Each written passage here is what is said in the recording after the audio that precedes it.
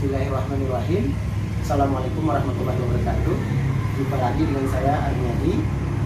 Kali ini kita akan bercerita tentang berapa sih keuntungan ataupun nilai tambah yang bisa kita ambil jika kita menjual kopi gelondong atau jika kita menjualnya dalam bentuk gabah.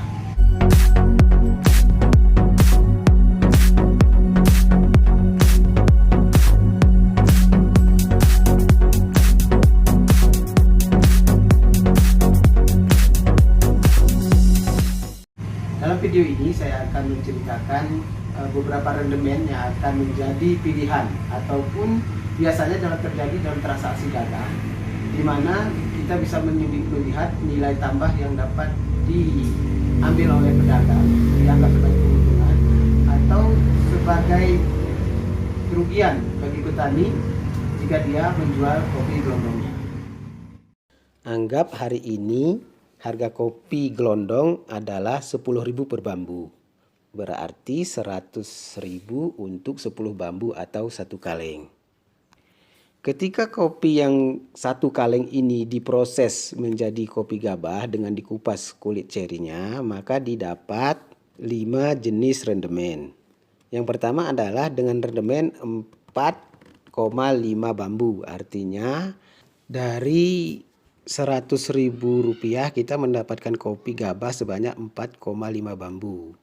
Lalu jika kita bagikan 100.000 dibagi 4,5 bambu adalah hasilnya Rp22.222 modal per bambu kopi tersebut. Untuk mendapatkan rendemen 4,5 adalah hal yang sangat luar biasa. Hal ini biasanya didapat pada musim panen di musim kemarau dan didapat dari kebun yang dikelola dengan baik. Biasanya terdapat pada dataran tinggi yang kebunnya terawat sangat sempurna. Rendemen kedua bisa kita dapat adalah sebanyak 4,25 bambu. Dan jika 100.000 kita bagikan kepada 4,25 ini, hasilnya adalah dalam rupiah Rp23.529 modal per bambu kopinya. Rendemen ketiga adalah dari 1 kaleng kopi dengan modal 100.000 didapat 4 bambu kopi gabah. Jika 100.000 kita bagikan dengan 4, hasilnya adalah Rp25.000 per bambu modal kopi gabahnya.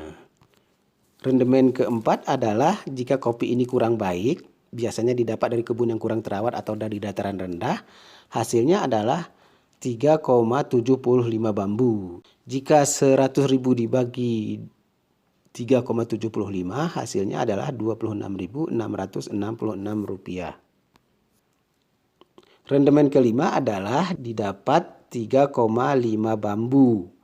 Dari 10 bambu ceri didapat 3,5 bambu.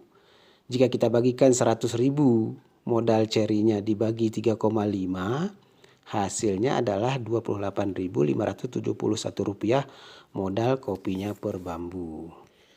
Berapakah sebenarnya rendemen yang rata-rata? Maka dapat kita ambil rata-rata rendemennya adalah 4 bambu. Jadi 1 kaleng kopi rata-rata rendemennya adalah 4 bambu gabah.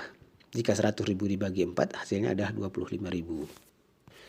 Hari ini harga gelondong 100.000 dan harga gabah di lapangan adalah sebanyak 28.000 sampai 29.000. Jika kita hitung gabah saat ini adalah 28.000 dan modal yang kita dapat tadi adalah 25.000 per bambu.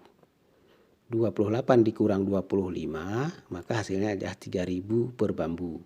Karena 1 kaleng adalah 4 bambu maka 3.000 dikalikan dengan 4. Hasilnya adalah Rp12.000. Artinya setiap kali yang kita jual kita memberikan nilai tambah kepada pedagang sebanyak Rp12.000 per kaleng.